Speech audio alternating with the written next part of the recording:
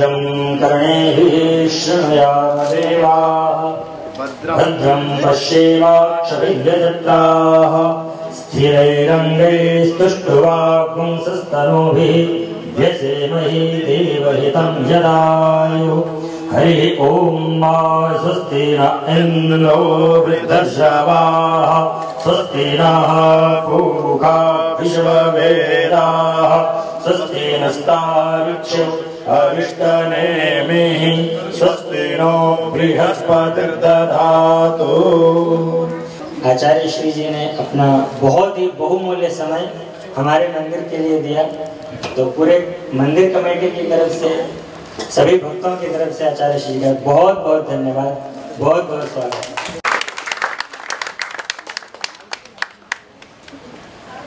श्री सच्चिदानंद भगवान की जय। हरि ओम ओम ब्रह्मोज्ञानं प्रथमं पुरुषाद्विषेमतः सुरुजोपेन आवह सपुण्या उपमा अस्य विष्टाः सतश्च योनिवो सतश्च विवाह। हरि ओम मातरविनियोगास्ते जलमादाय ओम अस्य प्राणप्रतिष्ठा मंत्रस्य ब्रह्म विष्णु रुद्रा विषयः लीगजु सामानि छन्दांसि क्रियामय वपुः प्राणाख्या देवता आं बीजं ह्रीं शक्तिः त्रं कीलकं प्राणप्रतिष्ठायां विनियोगः। हस्ते गन्धाक्षर पुष्पाणि। ओम ह्रां ह्रीं ह्रौं सः सूर्याय नमः। ओम श्रां श्रीं श्रौं सः सोमाय नमः। ओम क्रां क्रीं क्रौं सः भौमाय नमः। ओम ह्रां ह्रीं ह्रौं सः बुधाय नमः। ओम ऐं क्लीं बृहस्पतये नमः। ओम द्रां द्रीं द्रौं सः शुक्राय नमः। ओम प्रां प्रीं प्रौं सः शनैश्चराय नमः। ओम भ्रां ह्रीं ह्रौं सः राहवे नमः। ओम श्रां श्रीं श्रौं सः केतवे नमः। सभी लोग हाथ जोड़ करके नवग्रह देवताओं की प्रार्थना कर लें। ब्रह्मा मुरारे त्रिपुरांतकारे महानो शशि भूमि सुतो बुधश्च गुरुश्च शुक्रः शनि राहु केतवः सर्वे ग्रहा शान्तिकरा भवन्तु। श्री सूर्यादि नवग्रह मंडल देवताभ्यो नमो नमः। प्राण प्रतिष्ठापनं समर्पयामि। श्री सूर्यादि नवग्रह भगवान की जय। आचार्य श्री से विनती है, हमारे नॉटिंघम के मंदिर के सभी भक्तों के लिए, हमारे लिए कुछ आशीर्वाद स्वरूप दो वचन।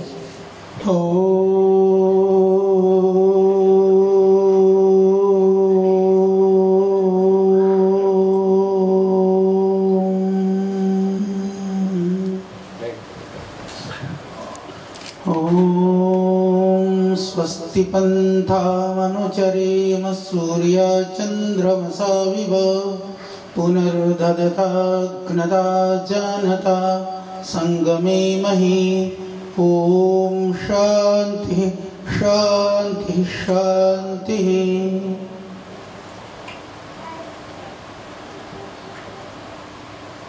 देवस्थल के इस पवित्र सभागार में समुपस्थित परम सम्माननीय विद्वज्जन पुजारी जी, जो अभी बहुत सुंदर मंत्रों का उच्चारण कर रहे थे, इस मंदिर को बनाने में, सजाने में, संवारने में संवेदनाएं और भावनाओं के साथ लगी हुई पूरी इस मंदिर कमेटी की संपूर्ण टीम, और आज इस पवित्र स्थान पर प्रभु के चरणों में अपने गुणों की अभिवृद्धि के लिए संस्कृति परंपरा के साथ जोड़ करके आगे अपने जीवन को उन्नत और पवित्र बनाने के लिए उपस्थित सभी पुण्य आत्माओं, पूज्य मातृशक्ति, सभी बंधुओं, भाइयों और बहनों,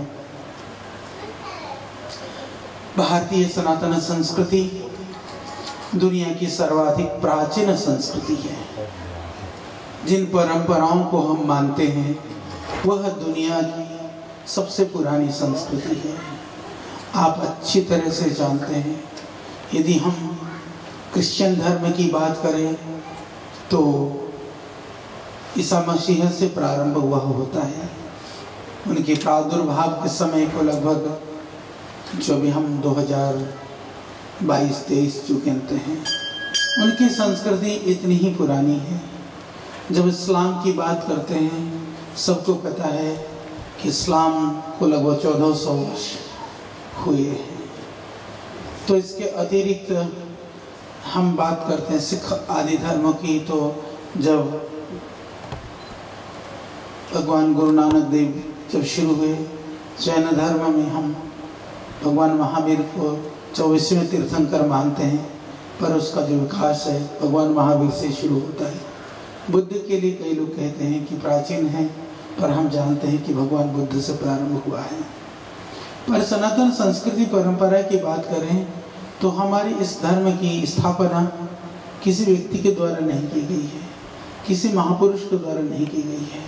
हम तो उल्टा ये मानते हैं कि बहुत सारे महापुरुष अवतारी पुरुष हुए जिन्होंने इस परंपरा को आगे बढ़ा करके हमें जीवन में शक्ति ऊर्जा देने का काम किया। तो ये सनातन परंपरा है। इन सनातन परंपराओं में जीने के लिए कभी कभी तो मैं यदि बहुत सिंपल, बहुत सरल शब्द में यदि आपको समझाना चाहूँ तो हमारा जो सनातन धर्म है ना, वह इतना सरल है, इतना सिंपल है कि जैसे समुद्र का जो किनारा होता है, छोटा से छोटा बच्चा भी आराम से मस्ती करता है, पर वो समुद्र इतना गहरा होता है कि बड़े बड़े लोग भी उसकी गहराई नहीं माप सकते हैं। तो धर्म हमारे लिए कितना है, जितने भी आप बैठे, सच मानो धर्म आपके लिए उतना हो सकता है जितना समुद्र को आपने मापा है, पर उतना ही धर्म नहीं है। इसी विशेषता की वजह से आज हिंदू धर्म की जो व्यापकता और गहराई है, वो इतनी गहराई होने के कारण से कई लोग छोटी छोटी बातों को, छोटी छोटी चीज़ों को लेकर के हिंदुओं के प्रति लक्ष्य करने की एक प्रवृत्ति बनी हुई है। वस्तुतः उस गहराइयों को जानने के लिए हमें जरूरी है कि स्वयं भी धर्म के मर्म को समझने का हम प्रयास करें। हमारे पास इतने शास्त्रों की परंपरा है, इतने हमारे पास ज्ञान विज्ञान है। हिंदू धर्म ही एक ऐसा धर्म है जो हम प्रतिमा आदि की पूजा करते हैं। यदि आप गहराई में देखोगे, यह प्रतीकात्मक है। हम सूर्य से लेकर के तमाम ग्रह नक्षत्रों की हम कल्पना नहीं करते हैं, बात नहीं करते हैं। उनका जीवन में जो प्रभाव है आज का वैज्ञानिक भी मानता है। हमने ठीक है उसको एक पूजा तो हम वृक्षों को भी करते हैं। सबको पूजने का अर्थ, ध्यान रखना, पूजने का अर्थ ये भगवान नहीं है। पूजने का अर्थ यह है कि हमारी बुद्धि ये समझने लगे कि ये सृष्टि में, भगवान की बनाई हुई सृष्टि में ये सब उपकारी हैं, इनसे सही ढंग से बर्ताव करने से ही हम जीवन में खुश रह सकते हैं। बस इतना ध्यान रख लेंगे। कई बार क्या होता है ना, हम सोचते हैं कि हमने हमारे यहाँ, जैसे छोटी छोटी एक दो बात बता देता हूँ। मैंने देखा यहाँ यूके में मौसम बहुत प्रतिकूल होता है और बहुत सारे लोग घर में तुलसा लगा के रखते हैं। बहुत क्यों? हमको श्रद्धा है ना, इसीलिए हम हिंदुस्तान से बड़े जतन कर करके, और तुलसी क्योंकि चाहे वो स्वामी नारायण वाले हों, चाहे वैष्णव परंपरा के हों, चाहे बहुत सारी परंपराओं में कॉमन यूज होता है। तो मान लीजिए हम ले करके आते हैं, मैं आपसे पूछूं कि तुलसी को इतने जतन से क्यों लेकर के आए हो, तो आप कहेंगे कि नहीं, ये तो हमारे धर्म की बात है। मैं थोड़ी सी आगे कहना चाहता हूँ, धर्म की बात तो है, धर्म तो धारण करने से है, मैं मानता हूँ इसलिए है, परंतु मेरे न मानने से भी तुलसी गुण तो कम नहीं होगा। समझो बात को। मैं मानता हूँ इसलिए मेरे लिए वह धर्म है, पर मैं नहीं मानूंगा तो भी तुलसी के जो गुण हैं वो कभी खत्म नहीं होंगे। तो हमारे ऋषियों ने, क्योंकि मनुष्य की जो प्रवृत्ति है ना, हम लोग ना थोड़ा लालची हैं, human nature by nature human थोड़ा सा लालची है, थोड़ा सा लालच करता है। तो जब तक चीज़ों के विज्ञान को समझाने के लिए कई बार क्या होता है, धर्म के साथ जोड़ देने से वो चीज़ें जीवित रहती हैं। इसीलिए हमारे महापुरुषों ने कहा कि तुलसी में ना विष्णु का वास है, उसमें भगवान रहते हैं। यदि ऐसा न कहते तो हिंदुस्तान से तुलसी उठा करके यहाँ क्यों लेकर के आते? पर बात यही पर खत्म नहीं होती है। पर जब आप अपने बच्चे को कहोगे बेटा इसमें भगवान का वास है, उसको न समझ में आएगा। तुमको तो समझ में आ गई थी ना, पर उनको क्यों नहीं समझ में आ रही है? तो उनको कैसे समझ में आएगी, मैं वो आपको बताना चाहता हूँ। उनको समझाने के लिए आपको क्या कहना होगा?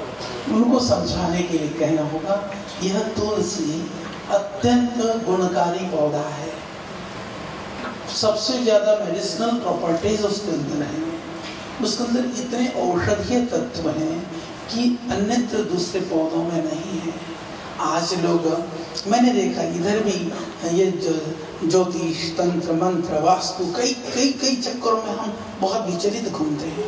मैं आपको कह दूं, देखो यदि घर में तुलसी का पौधा है ना, समझ लो तुम्हारे काफी ग्रह नक्षत्र और वास्तु अपने आप ठीक हो जाते हैं। उसके अंदर वो सामर्थ्य है, उस पौधे का सामर्थ्य है। उसको तुम विज्ञान से समझ लो, नहीं समझ में आए तो धर्म से समझ लो। पर इतना जरूर मान लेना, जो हिंदू परंपरा है ना, जिसको हम वैदिक सनातन परंपरा कहते हैं ना, वैदिक सनातन परंपरा वह अवैज्ञानिक नहीं है, वह वैज्ञानिक है। इसीलिए ऋषियों ने तुलसी को, यदि हम तुलसी को भगवान न मानते, शायद आज दुनिया से जैसे बहुत सारे पौधे खत्म हो गए, ऐसे तुलसी भी खत्म हो जाती। तो हमने भगवान मान करके उसकी रक्षा करी। पर अब मैं बात वहीं पर आना चाहता हूँ कि भगवान मान करके हमने रक्षा तो करी, पर भगवान तुम्हारी रक्षा जब करेगा जब तुम उसके गुणों को जानोगे।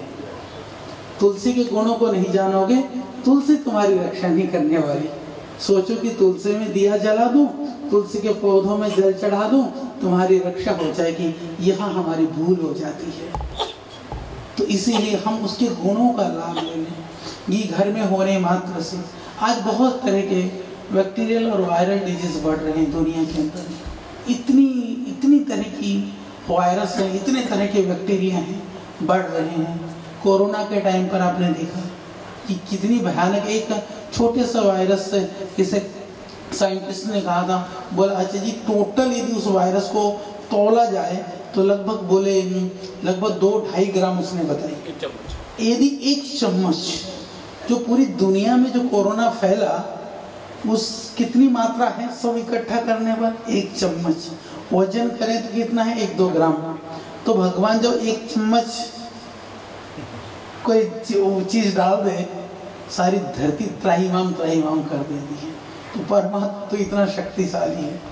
तो इसीलिए उस भगवान को हम किसी भी आकृति से, रूप से, किसी भी प्रतिमा से वो इमेजिन हम नहीं कर सकते हैं, पर जाने का रास्ते के रूप में हमारे ऋषियों ने हमको बताया, इतने समझ के रखना। उसको हम कल्पना में तो लाएं, हम सोचे तो सही कि वो परमात्मा कितना बड़ा होगा।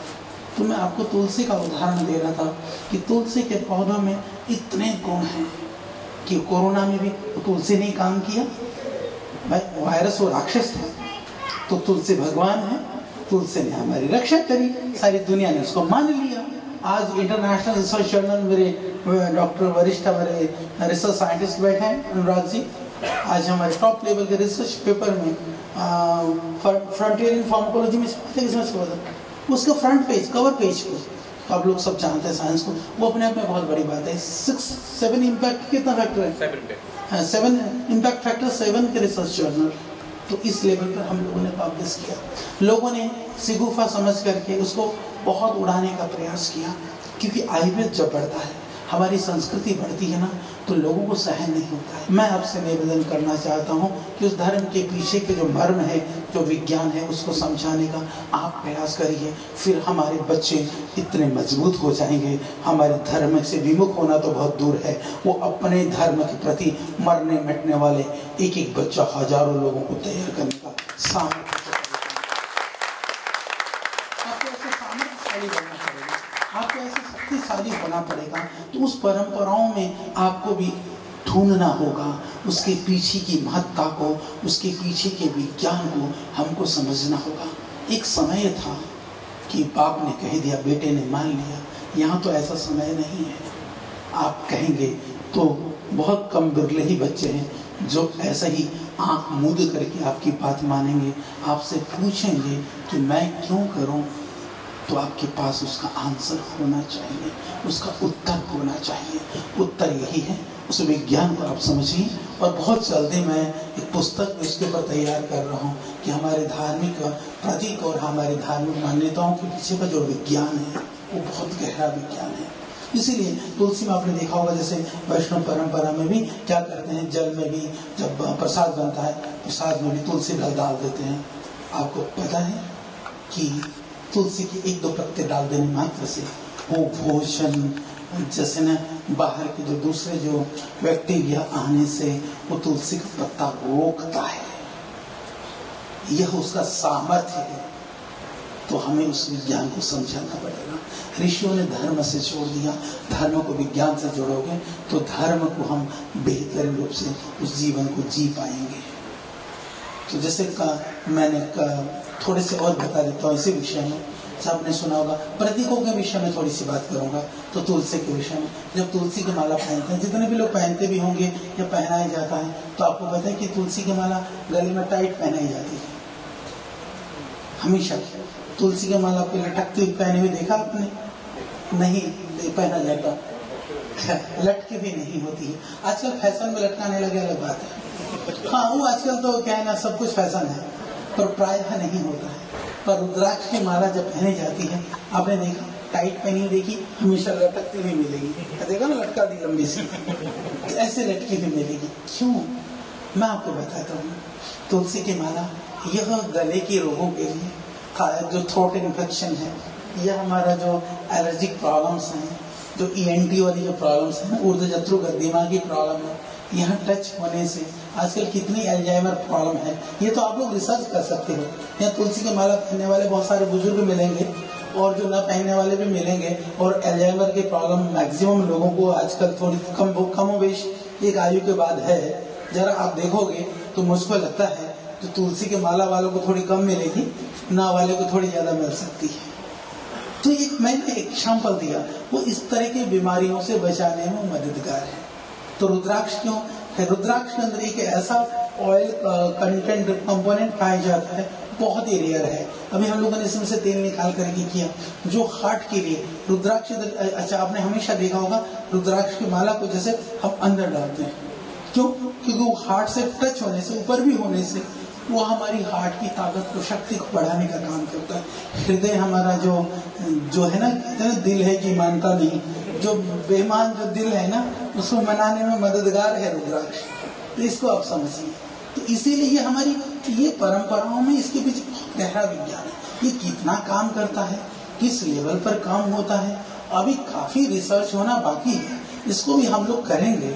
पर मैं आपको ये समझाना चाहता हूँ कि हमारे यहाँ जो भी परंपराएं हैं, वह या तो उसके पीछे विज्ञान है, या तो उसके पीछे हम प्रकृति के संरक्षण के लिए दुनिया को समझाने का प्रयास करते हैं कि हम हर प्रकृति के स्थित, चाहे वो ग्रह नक्षत्र हो, चाहे वो पृथ्वी से लेकर के वो पेड़ पौधे वनस्पतियां हो, पशु पक्षी हो, सबसे हम सीखें और उनके लिए भी हित सोचते हुए उनसे अपने जीवन को सुगम बनाने के लिए कैसे लाभ हम ले सकते हैं, इसके लिए है। तो इसको हमें समझना होगा। तो ये परमात्मा की ओर जाने के मार्ग हैं कि हम प्रतीकों से परमात्मा की ओर अग्रसर होते हैं। तो आप पूछेंगे कि फिर भगवान फिर क्या है, भगवान की ओर अग्रसर होने के लक्षण क्या है? इसके लिए मैं बहुत संक्षिप्त में आपको बता देना चाहता हूँ कि हमारे मन के अंदर जब विपत्तियां आए, जब प्रतिकूलताएं आए, जब संघर्ष आए, जब जीवन में दुख भी आए ना, तब भी हम थोड़ा सा दृढ़ बन के रह सकें, यह भगवान के नजदीक होने की निशानी है। थोड़ा सा दुख आने पर हाय तौबा मचा देता है, थोड़ा सा सुख मिला तो भी जो है खुशी के मारे ऐसा इठलाता है कि वह खुशी से भी लोगों को हार्ट अटैक होकर के मर जाता है। और जो धार्मिक और आध्यात्मिक होता है वो खुशी और गम में सम रहने का प्रयास करता है। यही तो भगवान कृष्ण कहते हैं कि समत्वम योग उच्यते, कि हम जब तक सम होंगे वही योगस्थ स्थिति होगी। तो वो स्थिति की तरफ जाने के लिए ये सारी चीजें मददगार हैं। हम कितनी बार मंदिर आए, प्रयास करो आ जाओ, नहीं आए तो मंदिर में से जो मेरे अंदर घटित होना चाहिए था वो कितना घटित हो रहा है वो तो आप हर पल अपने आप को सोच सकते हो, हर पल अपने आप महसूस कर सकते हो, क्योंकि आपके दिल का हाल आपसे बेहतर कोई नहीं जानता है। हमको पता है कि भगवान जानता है, भगवान तो आप जहाँ बैठे हुए वहाँ भी जानता है। इसीलिए अपने हाल को ठीक करो, स्वयं को बेहाल ना होने दो। यही हमारी संस्कृति है, यही हमारी प्रकृति है, यही हमें ये सारे महापुरुष, सारी हमारी परंपराएं हमको यही शिक्षा देती है। इसलिए दुनिया के पंथ मजहब दुनियाओं ने बनाया, पर हमारी परंपरा को किसी ने नहीं बनाया, क्योंकि हम परमात्मा से लेकर के प्रकृति से लेकर के वृक्ष वनस्पतियों के विज्ञान की बात हम स्वयं करते हैं। हजारों ऋषियों ने लाखों वर्ष तप कर करके हमारी संस्कृति को दिया है। इस संस्कृति को मूल को समझिए, बाकी सब प्रतीकात्मक है। बच्चों को समझाइए। कभी कभी क्या होता है, बच्चे कहते हैं कि लोगों के तो एक ही भगवान है, हमारे तो इतने सारे हैं, हम कहाँ जाएं, क्या करें, तो भ्रम की स्थिति में पहुंच जाते हैं, इतना तक हो जाते हैं। ये प्रतीक है, ये जहाँ पर भी हम आनंद करते हैं। जैसे इसको मैं थोड़ा सा हल्के शब्दों में कहूँ तो दुनिया में बिगड़ने के लिए हजारों रास्ते बना करके हमको बिगाड़ते हैं। हिंदू धर्म ऐसा है, सुधारने के लिए हमारे ऋषियों ने हजारों मार्ग बना रखा है। बेटा तू इसको ना पूछ तो उसको पूछ ले, उधर में जा तो उधर जा, ये ना कर वो कर ले, कुछ तो कर ले।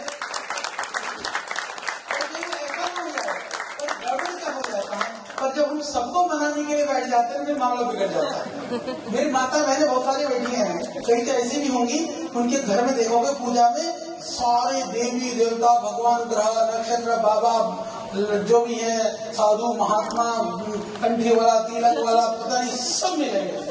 मैंने एक बहन से पूछा, बहन इतने सारे रख रखी हो, 3 बजे सुबह उठ करके तो 9-10 बजे तक पूजा ही करे, सबकी तो आरती गावे, सबकी तो पूजा करे। मैंने कहा आनंद है। अच्छा जी डर लगता है। मैंने क्या डर लगता है? मैंने कोई छूट गया, नाराज हो गया ना। तो ये है हम धर्म भीरुता बोलते हैं। तो धर्म मतलब वो नहीं है भाई एक को कर लिया ना, किसी को भी कर लिया, हाथ जोड़ लिया, भाई तुम्हारे पास हजारों रास्ता, किसी भी गली से निकल जाओ, तुम सोचो कि सारे रास्ते पर मुझे ही चलना है, तो फिर तो बर्बाद हो जाएगा। तो इतना ही समझिए, इतना ही बच्चों को समझाइए, जिससे कि हमारी परंपराएं अक्षुण्ण रहे, हमारी परंपराओं के पीछे का विज्ञान हमें जीवन में उत्साह दे, उमंग दे, आगे बढ़ने के लिए साहस, शक्ति और हमें उत्साह प्रदान करें। तो आप सबको बहुत शुभकामनाएं हैं। भगवान आपके जीवन में मंगल विधान करें, आपके कष्टों का निवारण करें। और एक बात और ध्यान रखना, कभी कभी ना हम इतने धर्म भीरू हो जाते हैं। मैं तो वैद्य होने के नाते मैं जानता हूँ, जैसे कोई आ जाए, आते ही, क्योंकि हम नाड़ी देख करके रोग परीक्षण भी करते हैं, कोई आते ही कह देगा भाई जी जरा देखना, अच्छी बात है, भाई जी देख करके बताएंगे। पर मैं आपसे पूछता हूँ, तुम्हारे पेट में गैस बनती है, तुमको पता नहीं है क्या? या तुम्हारे सर में दर्द है, तुम्हें पता नहीं है? या तुम्हारे कमर में दर्द है, तुमको पता नहीं है? पता तो है, पर लगता है कि ये भी दूसरा ही बता दे हमको। मैं यही कहता हूँ, मंदिर में आकर के बैठ के मैं कहता हूँ कि भावना है ना, विश्वास है, इसलिए आए हो ना, तो ये भी विश्वास करो कि इसको सब कुछ पता है। गीत गाने की जरूरत नहीं है। जैसे शॉपिंग के लिए दुकान पे जाते हो ना, लिस्ट बना के ले जाते हो, मेरे को ये सामान ले आना है, ये भी ले करके आना है, ये भी ले करके आना है, भगवान ये भी कर दे, बच्चे का ब्याह नहीं हो रहा उसका करा दे, उसकी नौकरी नहीं है, बिजनेस नहीं है, उसका बच्चा भी नहीं हुआ है, ये भी नहीं हुआ, सब लिस्ट बना करके। भाई यदि भगवान के ऊपर विश्वास करते हो तुम्हारे हाल का उसको पता है। यदि विश्वास नहीं करते हो तो मंदिर जाओ, लिस्ट बनाओ, न जाओ, कुछ फर्क पड़ने वाला है, इसको समझना होगा। इसके आगे की एक बात और बता के जाऊंगा। आजकल भारत में ऐसे बहुत पैदा होते हैं और आप लोगों को बहुत ज्यादा कुतूहलता होती है कि अरे अमुक बाबा तो ऐसा बता देते हैं, तो वो वाला तो ऐसा कर देता है, वो तो यूं हो जाता है। अरे मेरे भाई, यदि हो भी जाए तो तुम्हारा क्या होगा? अच्छा मैंने बता भी दिया, बैठे बहनी का बता दी कि तुम्हारे ये होने वाला तेरे घर में, ये लाभ क्या होगा? इसका हानि तो हो सकती, नुकसान जरूर होगा। जो बेचारे के जो मन में भ्रम नहीं था वो भ्रम और पैदा हो जाएगा। तो भ्रम मत पालो, किसी भी रूप में कोई भ्रम मत पालो, अपने कर्म को सुधारो, अपने आप ठीक हो जाएगा। जो होना है कि अवश्य में वो भुक्तव्यम कृतम कर्म शुभ शुभ, कि जो मैंने किया वो मुझको मिल रहा है, जो मैं करूंगा उससे ज्यादा मुझे कभी मिलेगा नहीं। फिर चिंता काहे की करते हो? किस चीज की चिंता है? किस चीज की हड़बड़ी है? किस चीज की जल्दी है? और वो कौन सी चीज है जो दूसरा तुमको समाधान करके थाली में परोस करके देगा? तो जरूरत नहीं है भ्रम में भटकने की। शास्त्र पढ़ो, भगवत गीता पढ़ो, उपनिषद पढ़ो, दर्शन पढ़ो। ऋषियों ने जो कुछ कहा है, आज के लोगों में उतना सामर्थ्य कहाँ है उन रहस्यों को समझाए, पर उन ज्ञान को जानने का प्रयास करें। पर हमको लगता है हम मंदिर में जाते हैं, ठीक है, जीवन सुगम हो यह सोच तो होनी चाहिए, परंतु यह भी सोच होनी चाहिए कि मैं मंदिर में जाकर के अपने कर्मों का भी सुधार करूं। मैं अपना सुधार करूंगा, मेरा जीवन सुगम होगा। आज मेरे जीवन में सुख है तो निश्चित रूप से मेरे शुभ कर्मों का परिणाम है। मेरे जीवन में दुख है, प्रतिकूलता है, अशांति है, कष्ट है, कहीं ना कहीं तो मैंने गलत किया ही होगा ना। जैसे कई लोग कह देते हैं, नहीं जैसे होता है सभी धर्मों में, सबने ऐसी जगह बना रखी है जहां जाकर के बोले सारे कर्म कट जाएंगे। चर्च में जाओ, यीशु मसीह माफ कर देंगे। मक्का मदीना चक्कर लगा के आ जाओ, वो अल्लाह माफ कर देगा। हमारे वाले भी कहते हैं कहीं तीर्थों में घूम के आ जाओ, हरिद्वार में जाकर डुबकी लगा लो तो माफ कर देगा। एक बात निवेदन कर दूं, माफी कैसे नहीं मिलती, कैसे नहीं मिलती है ये ध्यान रखो। मंदिर में फिर क्यों जाना जब माफी नहीं मिलती? आगे की सुधार की सोचो कि जो कर चुके हैं वो तो भुगतना पड़ेगा, आगे गड़बड़ न हो जाए इसलिए आगे माथा टेक लिया करो। पर सोचो कि पीछे का भी हिसाब किताब बराबर कर देगा भगवान की। अच्छा मैं तो हरिद्वार में रहता हूँ, ये सत्य बात है। पता है सबसे फटे पुराने नोट कहाँ मिलते हैं? मंदिरों में। क्योंकि हमने सोच रखा है भगवान तो सब कुछ करता है, फटे नोट भी चला लेगा। हाँ, ऐसी हमारी मानसिकता है। इन मानसिकताओं में तो हम जीते हैं, ये खतरनाक है। तो यहाँ से हमको बाहर निकलना होगा, स्वयं विचार करना होगा। तो हम इन भावनाओं में ना जिए, हम इस भावनाओं में जिए कि हे प्रभु आज मुझे कष्ट होते हुए भी मुझे यह बोध है, मैं जानता हूँ कि मेरे दुख का कारण मैं स्वयं हूँ, तो मैं अपने आप को ठीक कर लूँ जिससे कि उन परिस्थितियों का सामना मुझे न करना पड़े। इसीलिए धार्मिक होने का मतलब है कि विपत्ति कितनी भी भयानक क्यों न हो, हम अविचलित होकर के उसका सामना करें। हे प्रभु जब सुख आया था मैंने कभी उसको भोगने से मना थोड़ी नहीं किया था। किसी ने मना किया आपको? जब सुख मिला था कि भगवान ये तो बहुत सुख है, थोड़ा कम दे दे, बाकी तो और किसी को दे दियो, कभी कहा? नहीं कहा। जब दुख दे दे तो कहो ना कि मेरे अंदर इतना सामर्थ्य दे देना वो तेरा दिया हुआ दुख भी मुझे इतना सा लगने लगे। ये मत कहो इतना खाना है, अरे मैं कैसे झेलूंगा, ऐसा कभी मत कहो, ऐसा कभी मत सोचो। बस ऐसा सोच करके जीवन को जीना। अचानक कार्यक्रम बना, कोई पूर्व नियोजित नहीं था। हमारे सोहेल जी जो हैं हनुमान जी की तरह दौड़े रहते हैं, तो सुनीता जी माता जी साथ में आई है, ये माता भी पूरी हो करती है। तो बस कुछ था लेना देना, ये भी व्यवस्था का पार्ट है। आप इतने सारे बैठे, मुझे ये भी नहीं पता था। हमने कहा जाएंगे और निकलेंगे। मैंने देखा भाई बड़े प्यासे लोग हैं, थोड़ी सी प्यास बुझ जाए तो हमको भी अच्छा लगेगा। हमने थोड़ा सा पानी आपको पिला दिया। तो आप सब बहुत बहुत धन्यवाद आचार्य जी, आपके मधुर वचनों के लिए, अमृतमय वचनों के लिए बहुत बहुत धन्यवाद।